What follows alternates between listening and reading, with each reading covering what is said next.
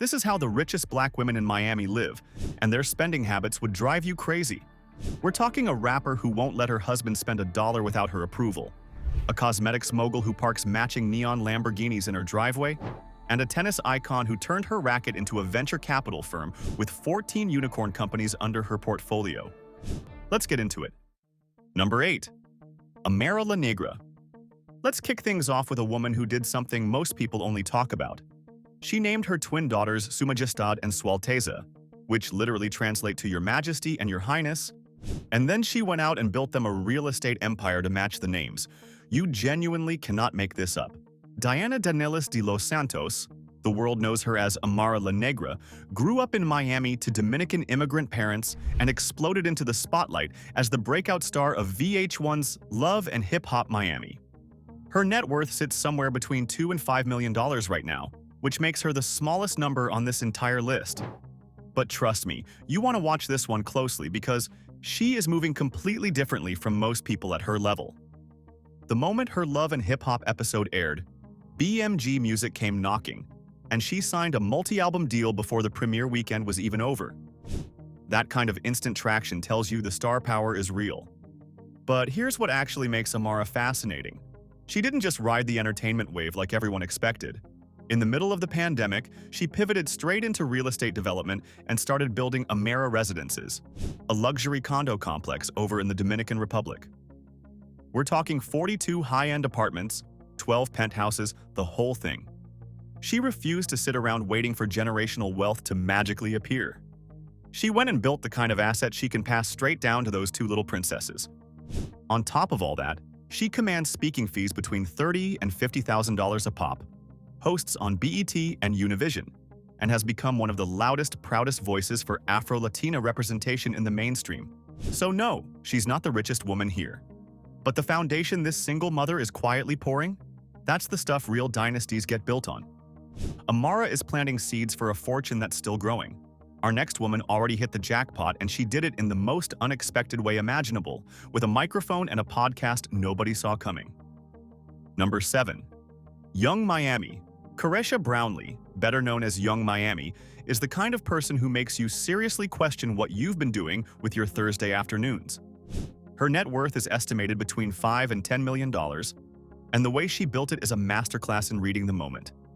It started where you'd expect, as one half of the multi-platinum rap duo City Girls. But then it exploded through something almost nobody saw coming: podcasting. Her talk show, Caresha Please, routinely pulls in over 6 million views per episode. Let that sink in for a second. 6 million. Per episode. That's not a little podcast she records in a closet. That's a full-blown media franchise, and the advertising money that kind of reach pulls in is genuinely serious. She planted her flag at the very front of the creator economy at the exact moment that became one of the most valuable places on earth to be standing. And the lifestyle reflects it. She lives in a gated luxury estate up in Broward County, just north of the city, complete with custom security, a resort-style pool, and a dedicated fashion vault. And when I say vault, I mean a room housing a collection of Hermes Birkin bags and diamonds that would make most actual boutiques feel underdressed. Her most talked-about toy is a white-on-white Mercedes Maybach worth over $200,000, reportedly a gift from a past high-profile relationship. But here's what I respect most about her money story. It's been ridiculously intentional. She didn't just cash music checks and hope for the best. She built an entire media personality that prints its own revenue, completely independent of any record label or any partner. The music made her famous. The podcast made her an owner. And at this stage of the game, that podcast might just be the smartest thing she's ever built. Young Miami carved out her lane in just a few short years. Our next entry? She's been the undisputed queen of this entire city for almost 30, and recently, she pulled off one of the pettiest power moves you will ever hear. Number 6. Trina.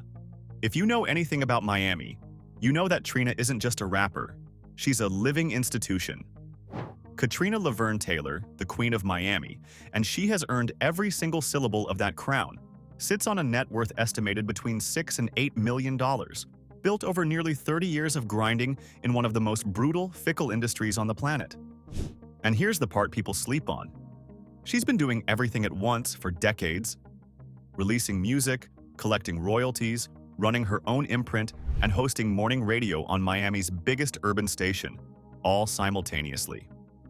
Oh, and before she ever stepped foot in a recording booth, she was studying for her real estate license. The woman walked in the door prepared. She was raised in Liberty City, one of Miami's toughest neighborhoods, has never once pretended otherwise, and pours real, consistent money back into that community. She drives custom Range Rovers and G-Wagons and owns some of the most legendary hip-hop jewelry in South Florida history. Speaking of running everything at once and still keeping your own engine in peak shape, that's what pulled someone on our team to the Pulse R8 Smart Ring. It tracks your heart rate, your sleep, and your workouts straight from your finger. A week on a single charge, 100 days with the case, and it's fully waterproof. The part that got us was the price. Under $40, a fraction of what the big-name rings cost, because it comes direct instead of through the retailers that mark everything up. If you're watching on your TV, pause and scan the QR code on screen with your phone camera, or tap the first link in the description. Now, back to the Queen of Miami and a marriage decision nobody saw coming. But here's the detail that launched 1,000 conversations. In 2024, Trina got married, and she very publicly refused to make her husband sign a prenuptial agreement.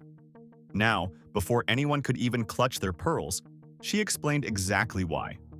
By her own account, she doesn't need a prenup, because her husband cannot spend a single dollar without her explicit say-so. He can't make a major financial move without her approval. She holds total veto power over every expense in that household. So just sit with the genius of that for a second. She didn't hand her husband a prenup. She handed him an audit system. Most people protect their wealth with a legal document and some lawyers. The Queen of Miami protects hers by personally signing off on every receipt. That is a level of financial control that is honestly kind of iconic. Trina did not come to play, and she never has. Now, if Trina rules her empire by controlling every dollar that moves, our next woman rules hers by spending it like a scene from an action movie, starting with a driveway that looks like a candy-colored car show. Number 5. Keisha Kaoyer Davis. This is the entry where the lifestyle details stop being impressive and start being downright cinematic. Keisha Kaoyer Davis was born in St. Thomas, Jamaica, came up in Miami, and built a self-made beauty and wellness empire that puts her personal net worth between $10 and $15 million, with joint assets alongside her husband Gucci Mane, pushing past $25 million. And she built it brick by brick. She started as a celebrity stylist, spotted a gap in the market for bold, high-pigment lip colors, and launched Kaoyer Cosmetics back in 2010. Then she ran it back. Kaoyer Fitness, with the waist trainers and detox blends. Then Kaoyer Hair.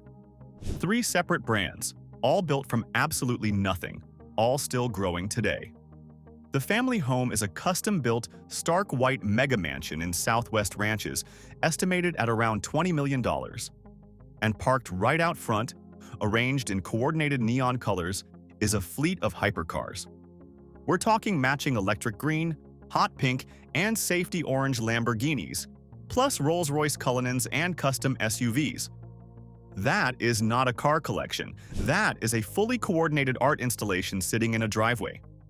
But here's the chapter of her story that doesn't get nearly enough credit.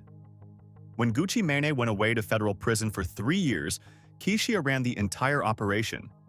She managed all of his financial affairs, she kept his brand alive and breathing, and she quietly used that whole stretch to build the capital that would later fund their entire post-release empire. While he was gone, she was building. And then there's the wedding. Their $1.7 million ceremony was broadcast live on BET as a multi-part special. But look closer, because that was also a quietly genius business move. She took the single biggest moment of her personal life and packaged it into a whole content franchise. That, right there, is not luck. That's a serious business mind that just happens to love neon Lamborghinis. Now we leave the self-made grind behind for a moment and step into Miami's golden basketball dynasty, where the wealth gets older, deeper, and almost unfairly elegant. Number 4. Adrienne Bosch. Adrienne Bosch is living proof that behind every legendary Miami dynasty, there's a woman who actually understood what they were building. Together with her husband, retired Miami Heat superstar Chris Bosh, she commands a joint dynastic fortune north of $110 million. But she is so much more than half of a power couple. She's the founder of Sparkle and Shine Darling, a high-end French-inspired boutique and event venue in Coral Gables, and she's raised over $12 million through charitable work supporting at-risk youth across South Florida. The philanthropy here isn't a press release. It's a serious running operation. During the Big Three era, when the Heat ruled the basketball world, Adrienne was woven right into the social fabric of this city in a way that went so far beyond the label of player's wife. The family lived at a now-famous address on North Bay Road in Miami Beach, a property they bought in 2010 for $12.3 million and then renovated into something genuinely extraordinary. Custom rooftop pool, private dockage, and the one detail that lives rent-free in the head of anyone who's ever heard it: a 9-foot by 5-foot custom bathtub carved from a single solid block of imported Italian marble. One block, one bathtub, flown in from Italy, because apparently that's just a choice you get to make when you're in the right tax bracket. But here's where Adrienne proves she understood the assignment. They eventually sold that property for $38.5 million. Do the math on that. It's a 212% return on a real estate investment. And the buyer? The co-founder of the crypto company MoonPay. Their wedding reception at the Fontainebleau had over 300 guests, including LeBron James, Dwyane Wade, and Serena Williams. The invitations were literally infused with custom-designed scents. She wore Oscar de la Renta with Louboutin heels whose soles were hand-painted blue for the something blue tradition. This family, very clearly, does not do anything halfway. And the Bosches weren't the only royalty ruling that Golden Heat era. Our next woman sat right at the absolute center of it, and her own personal fortune might just surprise you more than anyone's so far. Number 3. Gabrielle Union.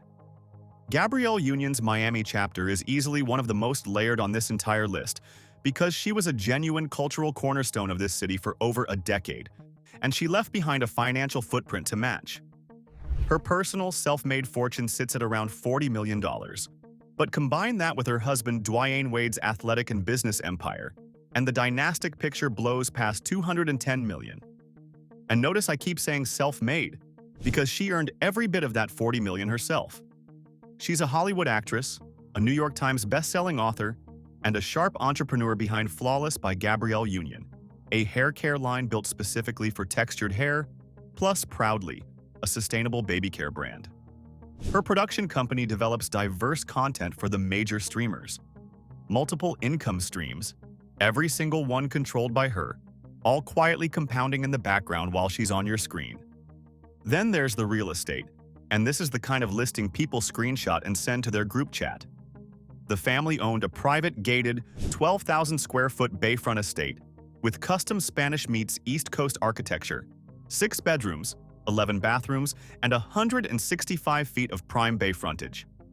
A wine tasting room, a professional home theater, a resort pool, a private deepwater dock, and a custom Miami Heat-themed basketball court outside because Dwyane Wade apparently lives his brand down to the very last square foot.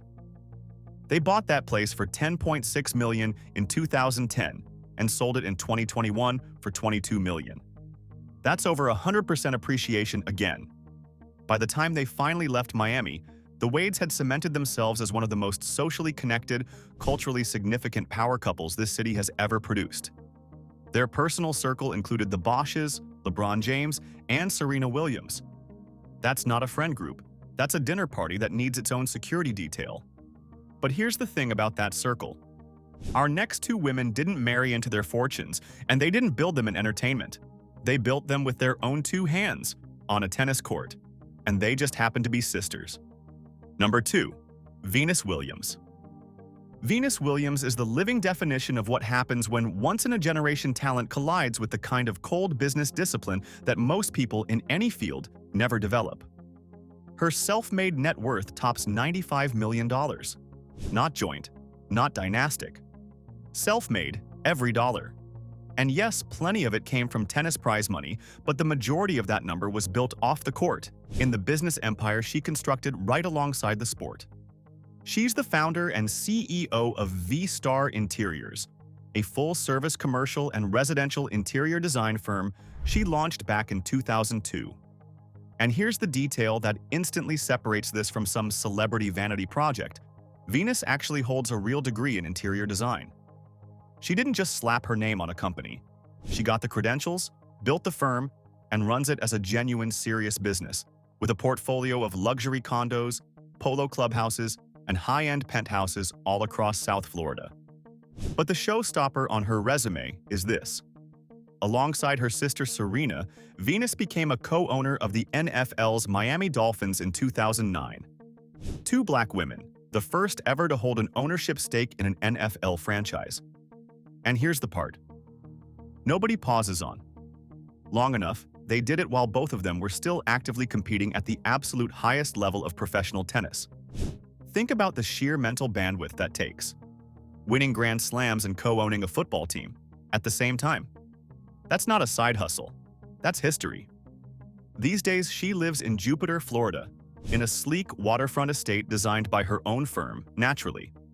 And when she's not competing or designing, she's at gallery openings and design collaborations. Audemars Piguet on her wrist, moving through the world with that quiet, expensive calm that only comes from a woman who has absolutely nothing left to prove to anyone. And the woman who built her empire stride for stride right alongside Venus, then somehow kept on building long after the final match? She's our number one. And the gap between her and everyone else on this list isn't a step, it's a canyon. Number 1. Serena Williams. And here we are, right at the summit. Serena Williams. Her personal fortune is estimated at $350 million, and here's the detail that reframes everything you think you know about her. Only $94 million of that came from tennis prize money. Read that again. The single most decorated female tennis player in history, and the overwhelming majority of her wealth was built off the court. Because at this point, Serena isn't just an athlete, she's a venture capitalist with a portfolio that would make a lot of actual Wall Street funds blush. It's called Serena Ventures. It started quietly as an angel investment vehicle back in 2014, and in 2022, she formalized it into a $111 million institutional fund, focused specifically on early-stage startups led by underrepresented founders. And the track record is absurd. By early 2026, that portfolio includes over 90 companies, and 14 of them have hit unicorn status, meaning they're each valued at over $1 billion. We're talking names like Masterclass, Daily Harvest, and Tonal. 14 unicorns, from a fund that started as one athlete's simple belief that founders who look different deserve a real shot. That is an extraordinary track record by any standard on Earth. Her Florida home is a custom 10,000 square foot estate on a 2.5-acre lot inside an exclusive guard-gated enclave with a private pool, a custom spa, a dedicated art gallery, and a private boat dock. She married Reddit co-founder and tech billionaire Alexis Ohanian in 2017, and together they're raising 2 daughters in a world that bridges Silicon Valley money with elite athletic legacy. And then, on top of all of it, there's the cultural authority. In 2025, she walked out and performed her iconic Crip Walk across the Super Bowl halftime stage in front of 127 million people. Not as a comeback, not as some nostalgic throwback moment, as a flat-out statement from a woman who has owned every single room she's walked into for 30 straight years. Serena didn't just build wealth in Florida. She built a sovereign empire, and she runs it exactly the way she ran her serve, with precision, with power, and with zero intention of ever slowing down. So that's 8 black women, 1 city, and a combined story that runs from neon hypercars and Italian marble bathtubs all the way to nuptial control clauses, a history-making NFL ownership stake, and a venture fund with 14 unicorns in its back pocket. So I've gotta know, which story hit you the hardest? Was it Trina personally approving her husband's every purchase? Keisha's driveway full of matching Lamborghinis? Or Serena quietly stacking up one of the most impressive venture portfolios in the entire game? Drop it in the comments, and if you want to see the richest women in Los Angeles or Atlanta next, that video is right this way. Subscribe to Black Status, and we'll catch you on the next one.